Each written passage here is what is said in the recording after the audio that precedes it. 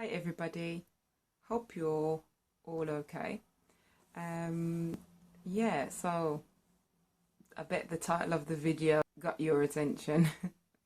I went to see my oncologist 2 weeks ago now, and that was just to explain to my oncologist that I'm not having chemotherapy. Now, I was diagnosed with stage 3 breast cancer, as you know. That was on the 28th of August. Since the 28th of August, I've been doing a hell of a lot of research. I have been speaking to different people, trying out different things. All sorts have changed. A lot's been going on, which I'll do another video, which will go into the details of what I've been doing. So, seeing my oncologist 2 weeks ago was just to put them in the loop that I'm not going to have chemotherapy, because I've been getting letters, phone calls, and all sorts of different things about, am I having chemotherapy? Your appointment is on this date. Why didn't you come to your appointment? What's been going on? Now, I haven't been purposely been missing my appointment, but there's been a lot of errors on their side where they've been sending me appointments at 2 different hospitals. So I'm getting an appointment to go to, for those that live in the UK in Birmingham, I've been getting an appointment to go to City Hospital and getting an appointment to go to Sandwell Hospital for the same thing. So at the very beginning, when that happened the first time, I had to, call up and clarify, where am I going and why have I moved to another hospital when I was quite happy at, the one that I was at in the beginning.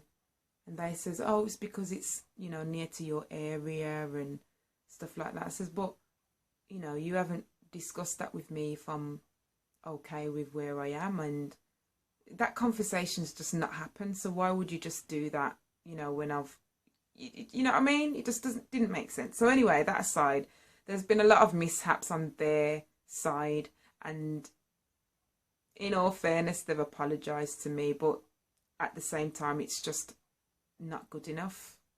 I'm supposed to put my trust in these people that are supposed to make me better, when you can't even send me to the right hospital, or you send me to 2 different hospitals for the same thing. That's worrying. That's worrying big time. So anyway, went to see my oncologist, and it was a new oncologist as well. It wasn't even somebody who I've ever seen before, which is what blew my mind. Now, when I asked for the oncologist that I've been dealing with since the very beginning, which was in August, now we're in December. Today's the 3rd of December. When I asked where the oncologist is, they said, oh, he's retired. And I was like, all right, okay. So you've got another oncologist, Mr. Sons. I don't even know his name. It wasn't even relevant to me at all, So went into the meeting. My mum was with me. Before that, I just said to my mum, they are going to badger me into having chemotherapy, because that's what they do. It's money for them. It's money for the pharmaceutical companies, and it's just money overall for them if I have chemotherapy. Now, I say that based on facts that I know. So if you are wanting to understand where I'm coming from, there is a documentary called The Truth About Cancer, and I will encourage you to watch it, because that is just so insightful about cancer. The Truth About Cancer, as it's titled. The pharmaceutical monopoly that goes on, and all different things. How to heal your body from cancer. What is cancer? How is cancer formed? Everything you need to know about cancer is in that documentary, and there's a series of 9 documentaries that you can watch. Please check it out. I'll leave the link below. But if you want to know why I'm making certain decisions that are mind-blowing to people that really believe in those, doctors and pharmaceutical companies, then please check it out and then come and talk to me, because I know then that your mind will be changed. So, chemotherapy, I explained to my mum that it's in their benefit for me to have chemotherapy. So I said, so mum, they are going to try and do everything they can to get me to have chemotherapy. And it was quite funny because I was kind of preparing her for what was going to happen, which was quite weird because it should be the other way around. But my mum's cool. My mum's a nurse. She works in the NHS department and she knows the ins and the outs of things. So I was explaining to my mum what they're going to do, what they're going to say. And I says, Mum, I'm not even going to give it any energy. I've made my decision. I am very happy and comfortable and very confident with my decision. And there's no need to kind of go in there with a fighting attitude or arguing or anything like that. I will just say my point, make it very clear so that they understand where I'm coming from. And then who knows from there on. Yes, it would be great if they continue to monitor me. So went in and the oncologist basically says, you know, Denise, not met you before. So I was just reading your notes and I'm just updating myself. So you was diagnosed in August and you was given a biopsy, which is what proved the diagnosis. Okay, and we've been told as well that you don't want to have chemotherapy. Okay, so this is why we've called you into the meeting. So yeah, I'm missing out a part. So I called them when they sent me out a letter for chemotherapy. I called them and told them that I'm not going down that route. I wish to go down the natural route, which is something that I'm, you know, getting on with. So they said that they wanted to speak to me face to face in person, which I said absolutely fine. So this is that meeting.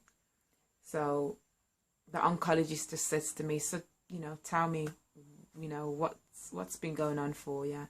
So I says, well, doctor, I've been doing a lot of research on chemotherapy and I'm just not comfortable with the way chemotherapy behaves. And I said, I've experienced chemotherapy through my uncle who sadly passed away. He had chemotherapy for a number of years, on and off, and radiation as well. You know, a few different things he had, and it was always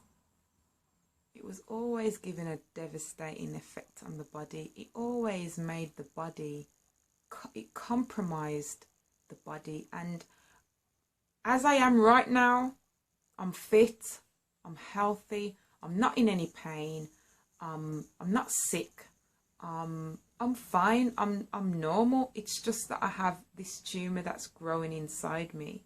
So I can't get my head round taking something that's going to make me sick, that's going to make me, you know, just kind of go crazy and even kill me, which I know it will. I don't want to take something like that just to get over a lump, a tumour, whatever you want to call it, that's in my breast, that isn't causing any damage. Now that's the key. It's not causing any damage in my body. It's there. It hasn't moved and it hasn't spread. It's there. And I need to then go and take chemo. That's going to make me sick, make my hair fall out. It's going to make me lose weight. It's going to make me itch. It's going to make all these symptoms that I've seen people go through. I don't want to go through none of those. So no. I've heard of so many people healing cancer, breast cancer, stage 4 cancer, brain cancer, lung cancer, liver cancer, pancreas cancer. The list goes on of different cancers that people have healed through natural remedies, natural ways. So that's the way that I choose to go down. So he says, okay, Denise, yeah. Well, I can tell you that natural ways in my profession, that for the length of time that I have been a professional, I have never heard of anybody curing cancer through natural methods other than chemotherapy. So I says, all right, okay. And he says, chemotherapy can be given in different forms. You don't have to sit there lying down on the bed with a drip, and can be given in a tablet form, which you can take at home, or it can be given, in various different ways. But, I do know that nobody's ever healed cancer from doing it naturally. So I says, oh, well, I have. And I have a few friends that have been, through the same thing as me, some even worse. And they're cancer free now. One of them has been cancer free for the past 9 years. So I've got proof that, it works. And that's what I'm trusting in. I haven't seen any results yet of chemotherapy working wholeheartedly, fully for somebody where they don't have to be on tablets for the rest of their life, where their body wasn't compromised in the first place. And, I said, no, I can't say that I've seen successful results with chemotherapy. There may very well be. But ultimately, I'd rather not have drugs. I'd rather do it by the natural remedy, the natural healing plants that God has put on this earth. And he says, okay, there was a woman that came that I saw 12 years ago. She had breast cancer, and she said she's going to put her faith in God, and she believes that God will heal her. And 12 years later, she's back, and she's having chemotherapy because the lump's gotten bigger, and she now feels that it's time to get rid of the situation. Now that blew my mind. I was like, wow, even more of a reason not to have chemotherapy. 12 years? She's been sick with cancer for 12 years, and because it's gone slightly bigger, she decides that she has to have chemotherapy. After that, I says, wow, okay, I could have helped her. And he just took me and smirked. And he says, you're a very smart girl, Denise, I can see. And I can see that you've got your mind made up. And I says, yes, I have. And he says, okay, well, you are going to die. Excuse me? He says, you are going to die, Denise. You're going to come back into the surgery. The lump's going to get big, and you're going to need our help. And might be when you come, it'll be too late, and you're going to die. So I says, oh, okay, thanks for that. I didn't give it any energy or any thought, because it didn't faze me, because I knew already that he's going to try every way that he can to get me to have chemotherapy. And that's what they do. They scare you into having chemotherapy. And there's a lot of women now today that I'm aware of that are so scared because the doctors have been telling them that they're going to die if you don't have chemotherapy tomorrow. So come on, let's hurry up and link you up to the drip so we can put some chemotherapy into you. There's women out there that are so scared and they don't know what to do. And they're like, oh my God, the doctor said I'm going to die, but I really don't want to have chemo. What can I do? And I'm like, okay, women, please do some research.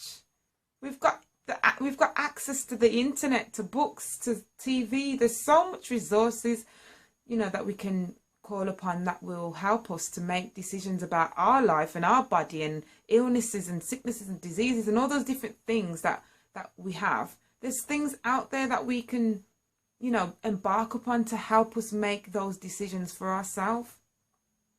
And unfortunately, we're not researching, and we're just taking the doctor's word for it. And I'm not putting any, stigma on the doctors, and I'm not saying that they're wrong and they don't know what they're doing and they're evil. I'm not saying any of that.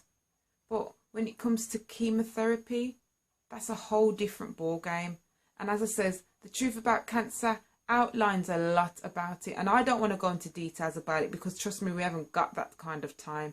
But I will encourage you to please watch The Truth About Cancer. The link is going to be left below.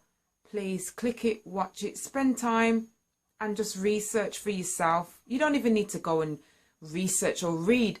Everything is there in the documentary. So please watch it. So after saying you're going to die, I just, yeah. Okay, cool. Great. And in my mind, I'm thinking, well, we all done here, Doc. You know. So he says, well, so when he's seen that I wasn't fazed by what he said about the dying thing, and, you know, after when he said that to me, I says, well, I'd rather die on my hands than on yours. And in my mind, I was thinking, because if I die on your hands, I'm coming back to haunt you. I didn't say that, I was just thinking it. But, you know, I thought, well, okay, I'm going to die.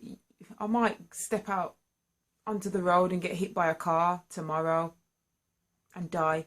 You might go and step out into the road. And, you know what I mean? We can't play God. I don't know how long I'm going to live for. What I can do is do the best that I can. So, you know, don't tell me that I'm going to die because I'm not having chemotherapy, that man-made. Don't come with that with me, because I'll come right back at you strong. So I says, well, I'd rather die on my hands than yours. And that stopped him in his tracks. And he just knew then that there's nothing that he could say to get me to have this chemotherapy. So he says, well, Denise, I can see you've made your mind up. You're a strong woman. And I wish you all the best. But what can we do for you? What would you like us to do? So at that point, I got excited, because I'm thinking, you know, I've struggled with getting my blood test and getting my results for my blood test. So I would like to be, you know, monitored. I'd like to, you know, if I do need to have blood tests, I'd like to know that I can have them, and, you know, that I've got access to the service. And, you know, and there's a nurse that was in the room just listening in, and she says, oh, Denise, yeah, you would have, you know, access to the service. That's no problem. And I was like, wow, thank you. Okay, great. So the, you know, the oncologist kind of reinstated that and says, you know, you will have access to the department, but in terms of monitoring, do you want to have any monitoring? And I says, yes, please, I'd love to be monitored. So he says, okay, well, when do you want to be monitored? So I says, and I looked at my mum and I says, Mum, what do you think? And she says, yeah, probably 3 months time. You can see where it goes. You can. So the doctor says, yeah, I think 3 months time.